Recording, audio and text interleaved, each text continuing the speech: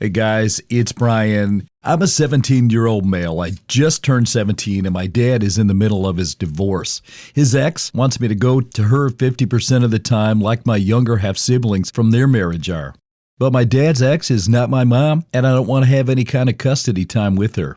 I'm happy their marriage is ending. Happier than ever since they got married. Since being really forceful about this, and I heard her yell down the phone when she was talking to Dad the other night, which is why I asked. My mom died when I was 5, and in part, that's why I never liked my dad's ex. I met her when I was 6. She came over one day while I was home. She got uncomfortable seeing photos of my mom or us as a family and either hid them or put them down so she wouldn't have to see. Then she was talking about how excited she was to be in my life. When she and my dad got engaged, she started to get agitated that I didn't want to be in the wedding. And I was still talking about mom. She asked me why I had to talk about my mom and why I couldn't be happy with the mom I had right there. She told me often that she loved me and wanted me to say it back, but I never did.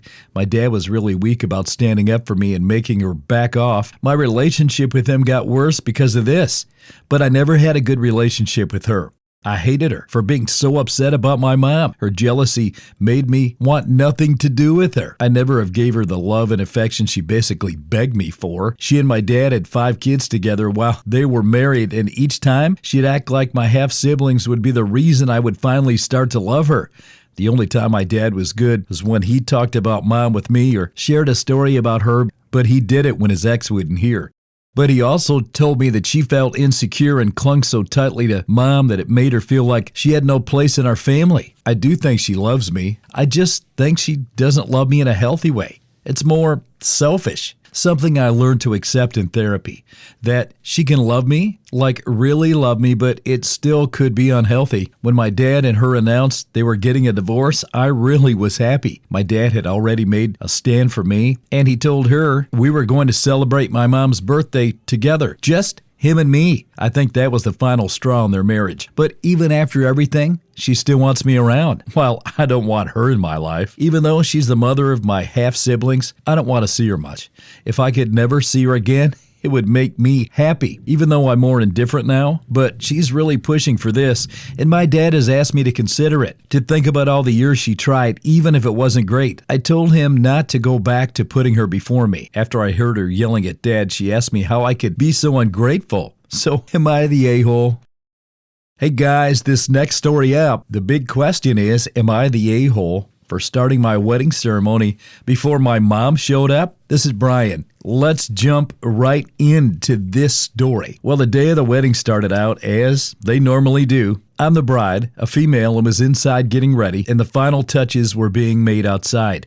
After I was almost ready by noon, my mom had to run back to the hotel 20 minutes away to change and come back with my grandma and family friend. The invitation says the ceremony was at 2. As per usual, we were a little late starting, but nothing real crazy. Next thing I know, I walked myself down the aisle with no mom, grandma, or family friend in sight. The ceremony continues, and it's over before we know it. Still nothing. After 45 minutes, finally they pulled up. Then I proceeded to go tell them it's over and that they missed it, and that 2 meant 2. My mother immediately became hostile and proceeded to blame the bakery for not having buns ready. Then they said they were stopped by a train, and my personal favorite was, "It's your fault you didn't call or text to see where we are." Excuse me?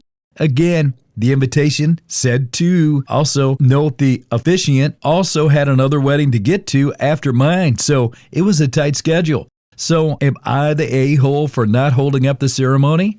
Side note, I found out the real reason why they were late. She wasn't done getting herself ready, therefore she held up everyone. But she is mad at me now and says it's my fault. Hey guys, it's Brian. Now this next story up is a good one. Am I the a-hole for selling my car and it died days after? Hey everyone, a little backstory. So I sold my car on July 25th to a young man who drove 1.5 hours to come get it. Now, I recently got a Facebook message from a girl, not sure how they're related, and she said he passed away the day after he got the car. So now the car is in a towing lot over 1.5 hours from me, And since he never switched the title over from him to me, the car is still in my name, and they're asking me to come to the lot so they can get the car out. Am I the a-hole for not wanting to do that? I mean, I have a little baby and I work 50 hours a week, and she's rushing me to come so they can get it out.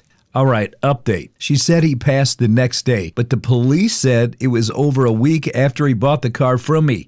So he had time to switch that title over, didn't he? All right, a second update. I called the towing company, and I will be responsible to pay for the car to get it out of the lot because the car's in my name, and it's already over $1,000. And finally, I work till at least 5 every day, and she's asking me to take a day off or leave work early since it closes at 5. I can't take off time. It's my second week there. Hey guys, it's Brian. This next story up. Here's the question. Am I the a-hole for asking my ex-husband to help pay for our daughter's medical testing? Okay, so here's the scoop. Let's jump in. I got divorced about 6 years ago with 3 kids. At the time, 12, and 14. Now, my divorce decree stated we were to split children's medical expenses 60-40. Now, unfortunately, it did not have an age expiration date or specific language about what was included. Our daughter now, who's 20, has always had vague and persistent health issues, headaches, fatigue, nausea, prone to illness, you know. So over the years, I've taken her to lots of doctors and specialists, and we've not found anything definitely wrong. Her father has always blamed her eating habits and lack of exercise and has never agreed that there could be anything physically wrong. So this summer, between her sophomore and junior years in college, I took it on myself to figure out what was going on, what was wrong. So I found a good internal medicine doctor who believed there was a problem and sent her off to specialists to get to the bottom of it. Through months of scans and blood tests, she was diagnosed with Hashimoto's disease and endometriosis. Now, the internist impressed upon us that we had found it so early that there was little to no damage on her ovaries and thyroid, which was really great news. Now, the testing was fairly expensive, and I paid all of the co-pays on my credit card. So I asked my ex to pay for part of them, since they were for our daughter's health, and he refused, stating that we had just internet fear-mongered and that she had made herself sick by not eating properly. He also said he should have been consulted and involved in the process, which our daughter did not want. So am I the a-hole for not making a financial plan and discussing it with my ex-husband before we did all this testing? All right, guys, this next story up. Hey, this is Brian. The question is, am I the a-hole for waving my passport in someone's face? I'm a 26-year-old male, and I'm British, and I am a dual citizen of the United Kingdom and Ireland. Now, this is important to the story. While traveling, I was staying in a hotel, and a group of us there decided to go out to some bar. One of the group was an American guy. Let's call him Jay. Now, for some reason, Jay immediately took it against me. He started with a few jokes he made about me being British, which I can take, you know, with the bland food, bad weather type stereotypes. And as the bar crawl kept going, he was getting drunker and making more and more comments against me.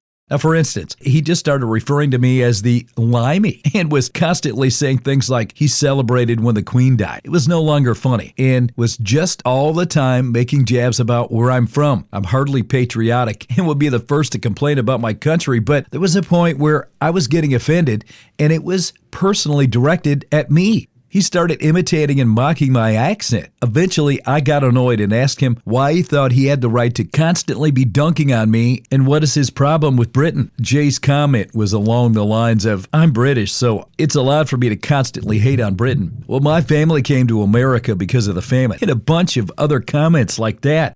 At this point, I was a bit drunk and had lost my temper, so I responded by waving my passport in his face. I asked him questions like if he had ever actually been to Ireland, knew any family there, or knew anything about Irish culture, which he barely knew anything, didn't know any of the family, and the only time he ever spent in Ireland was a week in Dublin. I started lecturing, saying that a lot of Irish people had immigrated to the UK and that after his family spent over 100 years in the United States, he barely had any right to consider himself Irish, let alone think it's acceptable to just hate on random people from another country. Now, the other people in this bar crawl had noticed me losing my temper and laying into the guy and called me an a-hole since he was only joking. And it's stupid to play that I'm more Irish than you game and should have just asked him to stop earlier. This next story up, guys, I'm Brian, and let me give you the question. Let's not waste any more time. Let's jump in. Am I the a-hole for telling my dad he's crazy if he thinks I'm going to his house during the week just to make food for his stepkids? Okay, so my parents are divorced. I'm a 16-year-old male, now living with my mom, and I visit my dad every other weekend. Now, the change happened about a year ago. The judge won't let me stop going out those weekends, but I wish I could. I have a younger brother, he's 14, and a younger sister, she's 11. Now, my dad's married and has a stepson, 10, and a stepdaughter, 7. He asked me a couple of weeks ago to come to his house after school and make food for them before going home. He asked this because he found out that I sometimes make food for my siblings when mom works. He asked me about it the next weekend I was over there. He wanted to know why I never did it at his house, and I said I just didn't. He told me I could make food for all 4 of the kids. I told him no, that wasn't happening. He asked why, and I said because I don't mind making something for me and my siblings, but I'm not making food for just anyone. He told me his stepkids are my siblings too, just not my blood. And I told him they're not my siblings, and I never said they were. Then 2 weeks ago, he asked to go and cook for his stepkids after school. This is during weeks my siblings are home with me and mom, and weeks they're with him. I told him no, and he made the weekend annoying as freak. My mom told him to leave me alone. I'm a kid, and I already chose not to keep 50-50 custody, so he'd want to cherish the time he has with me. He told mom to shut up. I didn't do what he asked. And then he mentioned it to me Sunday, and that's when I told him he's crazy if I thinks I'm going to his house for the week just to make food for his stepkids. He told me if I can do it for my siblings, I can do it for them. I told him I love my siblings. That's why I do it. Then it was like he focused on calling him crazy, and he said it's not crazy to expect family to treat each other the same, and how I'm showing blatant favoritism for my blood siblings and not my siblings through marriage. He told me it's cruel to be so blunt about it. So am I the a-hole? All right, this next story up. Am I the a-hole for not paying my ex child support? Let's jump right into this story. My ex moved away a year ago and left our kid with me. Now, we discussed his plan beforehand, and I told him I didn't think it was the best idea for the kid, but he did it anyway. He now lives in his parents' basement rent-free. I took him to court because I was concerned that he would try to take our kid with him. I won custody, and with that, child support. He sees him every other weekend. It's not very much money and doesn't make a dent in my expenses, but it was a nice bonus to ensure that my kid stays with me in a home with his own bedroom instead of his grandparents' moldy basement. Anyway, he's paid for a few months and now is saying that I should send him part of the money back because he wants to save so he can move closer to the kid. He's already telling the kid that it's my fault because I'm taking all of his money. So I do make more money than him, but I am struggling financially as well. So am I the a-hole for telling him I wouldn't pay him child support?